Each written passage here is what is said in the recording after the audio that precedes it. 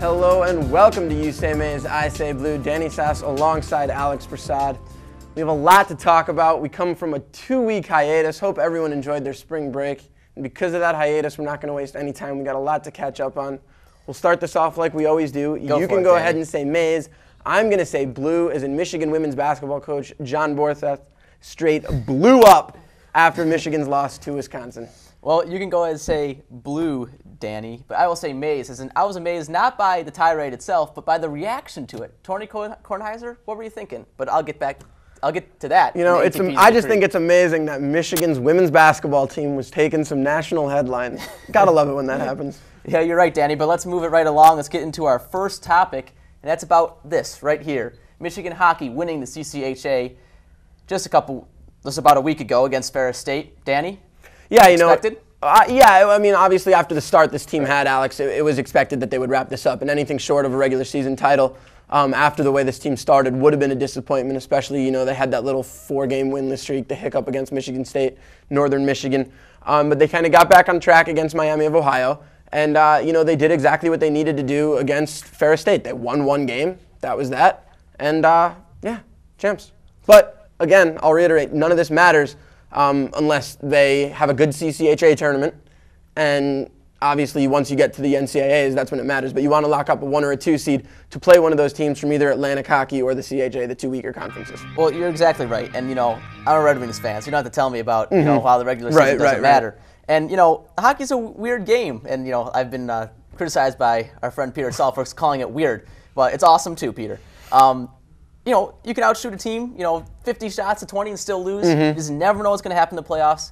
And this team's been, of late, they haven't been the most consistent team out there. So the jury's still out, but I really think that it's a good time to be a Michigan hockey fan, as we mentioned, they're 2 weaker conferences. Atlantic Hockey, that's the conference that always produces either, Army or RIT or Air Force, or one of those traditionally weaker schools. And CHA, which is that little 5-team conference.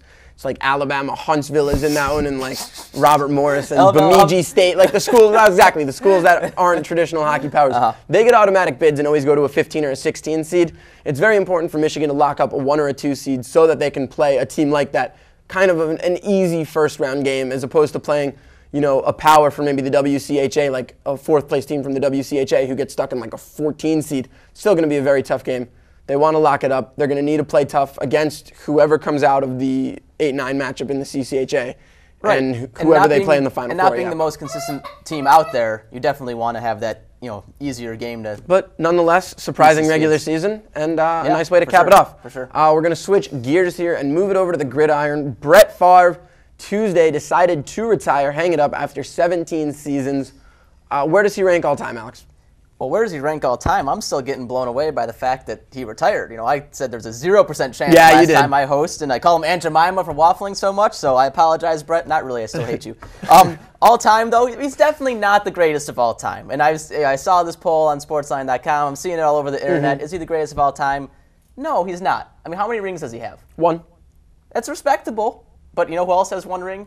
Eli Manning. Is Eli Manning the greatest of all time? Listen, that's how I judge it. That's 3 MVPs, 9 Pro Bowls. He holds the record for most touchdown passes, 442 touchdown passes, most wins, that's 160 wins, most yards, most completions.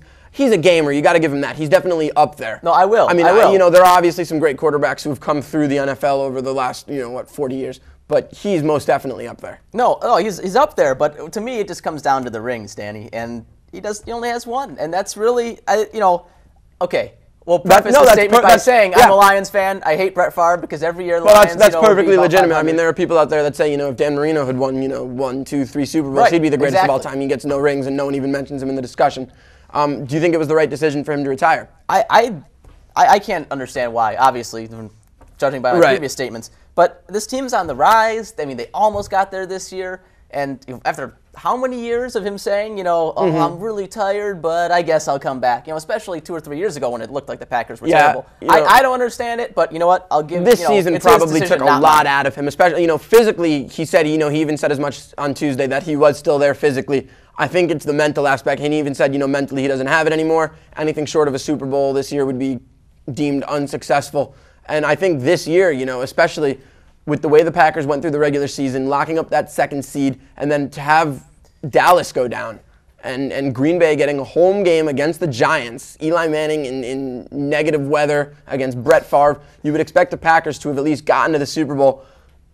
Right. That probably took a lot out of him. Right. And I think after that, the amount of work that it would take for that Packers team to get back to where they got to this season, I don't think he had it in him anymore. You're right. Maybe he misjudged it and said, the stars aligned this year, and it turned out we weren't right. Exactly. Super Bowl. That's Maybe exactly what I was getting at again. And still, though, Ryan Grant. Well, himself, I know Aaron Rodgers, though, he's been, they drafted him in the first round. He was supposed to be Brett Favre's heir. How long can he sit on that bench before he becomes, old? They have to give this kid a chance to play. So before it becomes Brett Favre's he'll definitely get that, yeah. All right, well, moving right along, Danny, we're going to move to a little bit of March Madness. And, of course, over break, there was the epic battle between Memphis and Tennessee, where Tennessee prevailed, knocked Memphis off as the last undefeated team. Memphis no longer number one, and in fact, even Tennessee lost, so they're no longer number one. Danny, who is number one, and what should we expect in this next couple weeks? It's like nobody wants it. Memphis loses to Tennessee, Tennessee loses to Vanderbilt, and then now you have UNC and UCLA at 1 and 2. UNC has a tough stretch against a Florida State team that's won 3 in a row, and that's in Tallahassee. And I know my boys, my Seminoles can win at home against the Tar Heels. They've done it before. And then they have Duke later in the week. So that's obviously 2 huge games for North Carolina. UCLA has Stanford. So I think after this week, we're really going to see, and not to mention Kansas, who just won by 50 against Texas Tech. So more than 50. Statboy can get on me for that. But, there are some teams that are going to obviously establish themselves as the powers. They've done that. UNC, Duke, UCLA, Kansas. Still Tennessee, still Memphis. Someone will emerge. We'll wait and see. Well, that's what we said in It's college been up football. and down. Yeah. I did it, right? This is true. No, but I'll definitely, I'm going to take a strong stand here. I'm going to say, if you want to talk about the nation's best team, Memphis has done some things that are very, very impressive. But you're going to say you can only play the teams on your schedule. But I'm going to say the schedule hasn't been very impressive. They beat UConn, USC, Georgetown, and Arizona. Okay. 4 great quality wins. Okay. But look at the teams that UCLA and UNC have had to go through. Yep. They have a couple more losses. Yep. UCLA has 2 or has 3 rather, and UNC has 2.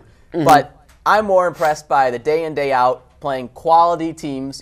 Teams that a little bit better than Michigan. Well, just because Memphis' schedule isn't great doesn't mean that they don't have the horses to get the job done. No, I don't. I don't disagree with you. But at this point, is my point. Right. They're not. Right. We'll wait till March. Wait till March Madness. Right now, you can never make this argument of who's the best in the middle of the season, because what eventually happens is whoever ends up winning March Madness will have to go through the top teams in the nation, and someone's going to have to do it, whether it's Memphis or whether it's UCLA or whether it's UNC or Kansas or Texas or Wisconsin. Doesn't matter. Someone will get it done, and we will have our undisputed champion, unlike college football. Unlike college football, that's exactly there what I you was go. Say. All right, well, going from the college hardwood to the professional hardwood, lots of trades in the NBA at the trade deadline. Best move, worst move, anything that caught your eye? Well, if you read the blog, which is YSMISB.blogspot.com, it's a great blog. You are out there, people, some of you. You'll know I'm not a fan of the Cavs trade whatsoever. Ben Wallace, way overpaid. Okay. You're going to put Ben Wallace and Zydrunas Ilgauskas on the floor at the same time? Maybe not. You got Joe Smith in there too. Teams are just going to crave running against the Cavs. It's going to be ridiculous. So that's a problem. But quickly, we want to get through all these here. Shaq is like Ryan Mallett trying to run the spread option. This is true. Square peg, round hole. I don't think that works out real great. Paul Gasol, great idea. They only gave up 2 first-round draft picks. That was a while ago. That was a while ago. You're right. Mike Bibby, great for the Hawks. I think that's the best trade. Yeah. Yeah, I agree. And then Jason Kidd, great for the short term, but of course they gave up Devin Harris, a great young guy. You know what? I think this trade might end up helping the New Jersey Nets more than it helps the Dallas Mavericks. They get a good young player back from Dallas in Devin Harris. They get a Vince Carter now who can finally emerge as the true leader of this team without having to deal with Jason Kidd. And it was pretty evident, he wasn't too happy playing with Kidd. Kidd leaves. He's now definitely the alpha dog, and Vince is a guy who's loved being the alpha dog.